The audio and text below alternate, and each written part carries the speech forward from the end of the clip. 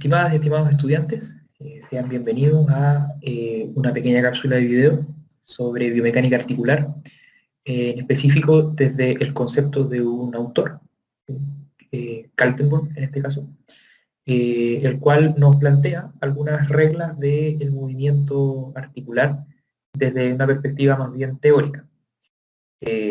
Lo importante de esto es que ustedes manejen las bases del movimiento articular, entendido desde los conceptos de Kaltenborn, y también vamos a revisar algunas orientaciones clínicas que se le pueden dar a este tipo de enfoque.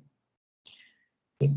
Si nosotros analizamos las articulaciones, nos podemos dar cuenta de que anatómicamente están compuestas por dos o más segmentos, lo que la anatomía nos dicta.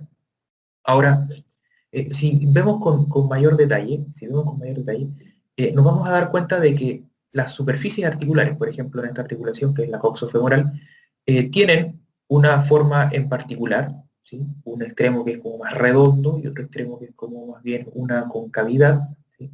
Que permite, ¿cierto?, la congruencia de la articulación. Si analizamos, por ejemplo, aquí en la mano también vemos algo muy similar, que es que, por ejemplo, en el extremo distal de los metacarpianos, tiene una forma que se adapta, ¿sí?, al extremo proximal de la falange proximal, ¿sí? Entonces, Kaltenborn, en función de esta forma de las articulaciones, es que describió algunos movimientos que no solamente existen en la articulación entre el movimiento que existe entre dos segmentos, por ejemplo, entre el fémur y el coxal, o entre la falange y el metacarpiano, sino que movimientos que ocurren también a nivel de las superficies articulares. Entonces, uno de esos movimientos, ¿sí?, es el movimiento que se denomina osteokinemático, ¿sí? Usualmente, esta es la división que se utiliza en biomecánica, la división osteokinemática y artrokinemática del movimiento articular. La osteokinemática, vamos a utilizar un marcador, la osteokinemática corresponde al movimiento que existe entre los segmentos óseos. Y esto es algo que estamos más bien familiarizados, los que estamos familiarizados con la anatomía, sabemos de que la articulación es algo que comprende la unión entre dos o más huesos, ¿sí?, normalmente dos, y que entre estos dos huesos puede existir un movimiento angular, ¿sí? Está descrito en términos de ejes y en términos de planos, ¿sí? Entonces aquí, como ejemplo, tenemos el movimiento de flexión y extensión de la rodilla. Otro concepto asociado a la biomecánica articular es la artrokinemática. Y la artrokinemática hace alusión al movimiento que existe entre superficies articulares. Por ejemplo, cuando hay un movimiento de extensión, en la superficie articular de la tibia y del fémur existen pequeños movimientos accesorios que permiten la existencia de un movimiento osteokinemático. Vamos a ver un poco más en detalle a qué se refiere con esto, ¿sí? En general, los movimientos artrokinemáticos que se describen entre las superficies articulares son tres, ¿ya?, que es el rodar, el deslizar y el girar. Vamos a ver en detalle, ¿cierto?, cómo es que se define cada uno de estos: el rodar, el deslizar y el girar, ¿sí? Entonces, los movimientos artrokinemáticos, como decíamos, el rodar, el deslizar y el girar, ¿sí?, vamos a ahondar en lo que corresponde al movimiento de rodar y el deslizar. El rodar, ¿sí?, lo podemos graficar, ¿cierto?, estos movimientos artrokinemáticos en el uso de una bicicleta sobre una cinta rodante. Una cinta continua que va corriendo. Entonces, yo tengo acá varios puntos en la cinta rodante, graficados como A, B, C, D, E, F, G, H. Y además también tengo otros movimientos que están en la rueda de la bicicleta, ¿sí? En este caso es el A, el B, el C y el D. Entonces, si yo dejo fija la cinta rodante y permito el movimiento de la bicicleta, la única forma en que la bicicleta se pueda desplazar, se pueda movilizar, es que sus ruedas empiecen a rodar, ¿sí?, empiecen a girar. Entonces, el rodar va a implicar que cada punto de la rueda de la bicicleta va a entrar en contacto con cada uno de los puntos de la superficie, que en este caso es la cinta rodante, ¿sí? Ahora, para, por ejemplo, aplicarlo hacia el movimiento humano, ¿sí? Podemos tener aquí que esta superficie que es más redonda, ¿sí? Podríamos hablar de, por ejemplo, del fémur, ¿sí? De la cabeza femoral, y por otro lado podemos hablar de una superficie que es más plana o más cóncava, ¿sí? Que recibe a esta superficie, como por ejemplo el acetábulo. Entonces, cuando hay un movimiento de rodar en la cadera, ¿sí? Cada uno de los puntos del fémur va a ir contactando, ¿cierto?, distintos puntos de la superficie del acetábulo. Por otra parte, si nosotros detenemos el movimiento de la superficie, perdón, de la bicicleta, limitamos el movimiento de la bicicleta, y le damos movimiento a la superficie, a la cinta rodante, ¿sí? Vamos a tener que la cinta rodante va a empezar a movilizarse, va a empezar a movilizarse. Pero las ruedas de la bicicleta no se van a mover, ¿sí? Porque recordemos que la tenemos bloqueada. Entonces, varios puntos de la otra superficie, varios puntos de la otra superficie, van a entrar en contacto con un mismo punto de la superficie que en este caso está superior. Aquí estamos hablando del concepto de desliza. Es decir, un mismo punto entra en contacto con distintos puntos de otra superficie. En cambio, el rodar, ¿sí?, los mismos puntos de la superficie, que es, en este caso es la convexa, ¿sí?, la más redonda, va a entrar en contacto con distintos puntos de una superficie que es más cóncava o más plana. Revisados estos conceptos, ¿sí?, podemos entrar un poco más en detalle en lo que son nuestras estructuras anatómicas que revisamos previamente, ¿sí? Entonces vemos acá, por ejemplo, que la cabeza femoral tiene una configuración anatómica más bien redonda, y a eso le vamos a denominar una superficie convexa, así como lo es, por ejemplo, aquí en el fémur, así como lo es, por ejemplo, acá en la superficie, en el extremo distal del metacarpiano. Al mismo tiempo, ¿sí?, esta superficie que es más convexa va a estar articulada con una superficie que es más bien cóncava. Por ejemplo, en el caso de la cadera, el acetábulo, y en el caso de, por ejemplo, esta articulación, que es la metacarpofalángica, la superficie cóncava o más plana sería la base de la falange próxima. Fijémonos en un pequeño detalle, ¿sí?, sobre todo en esta articulación aquí de la mano, es que si bien tenemos que el extremo distal aquí del metacarpiano es el convexo y la base de la falange es cóncava, si miramos hacia superior, también vemos que el extremo distal de la falange también es una superficie que es plana, ¿sí?, o es cóncava. Y la base de esta falange, de la falange media, también es convexa.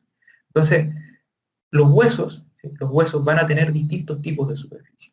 Si analizamos, por ejemplo, el metacarpiano, aquí ocurre lo mismo. Fíjense que en el extremo distal del metacarpiano, podemos ver que hay una superficie que es más bien convexa. Sin embargo, cuando lo vemos en su base es más bien cóncava. Entonces, el desafío es a repasar las articulaciones que conocemos desde la perspectiva anatómica y empezar a clasificarlas. ¿Cuáles son las superficies que son convexas y cuáles son las superficies que son cóncavas? Eso es un detalle. Ahora, para seguir avanzando, antes de seguir avanzando, ¿sí?, tenemos que darnos cuenta de o hacernos la siguiente pregunta. ¿Será lo mismo que el movimiento sea de una superficie convexa sobre una cóncava o de una cóncava sobre una convexa? Bueno, de acuerdo a Kaltenborn, no es lo mismo, ¿sí?, no es lo mismo. Y para tratar de explicar esto que no es lo mismo, ¿sí?, él diseñó una regla que se llama la regla cóncavo-convexa. La regla cóncavo-convexa.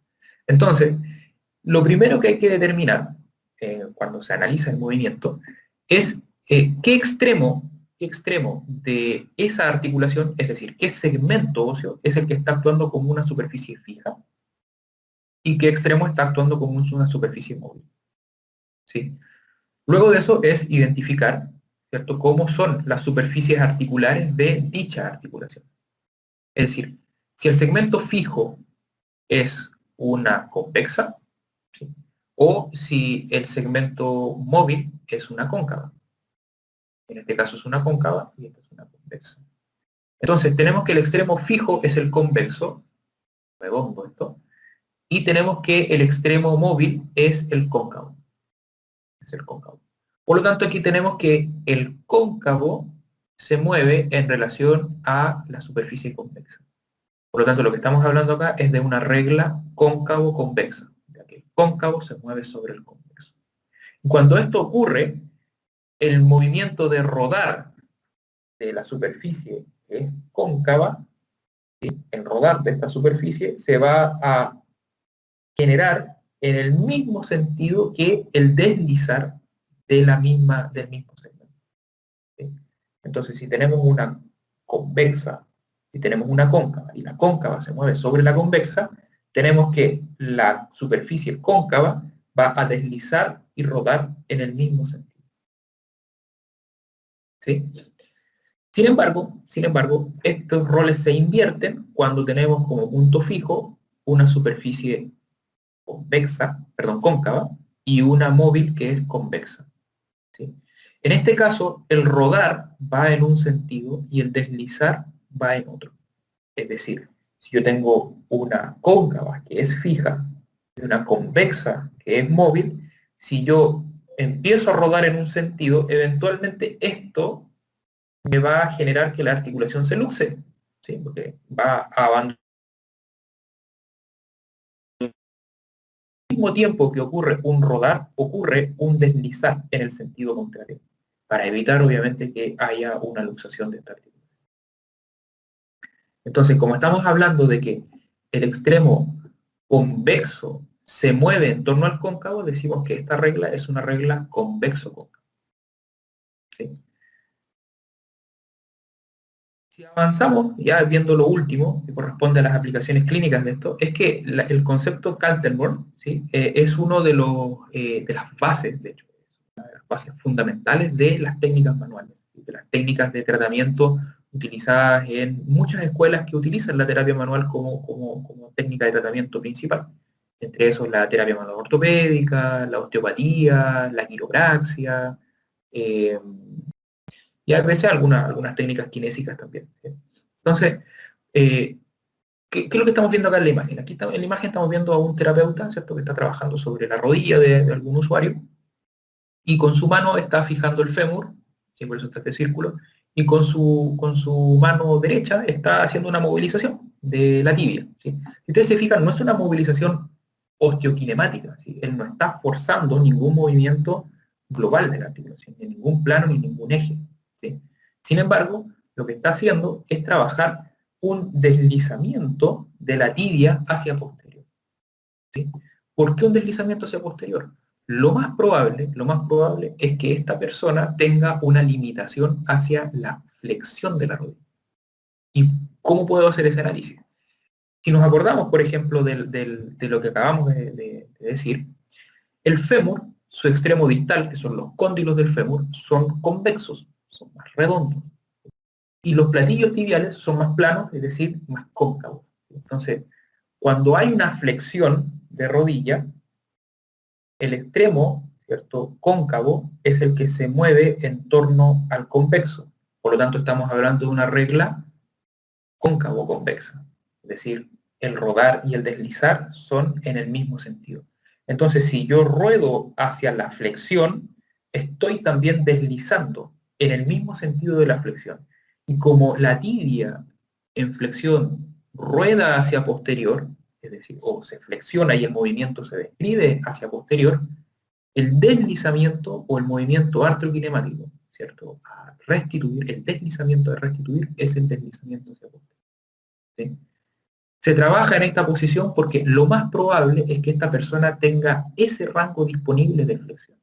Entonces, en ese rango, en la barrera, es que se trabaja con el deslizamiento. ¿Sí?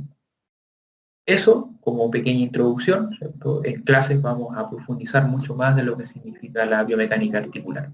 ¿Sí? Que estén bien y nos estamos viendo.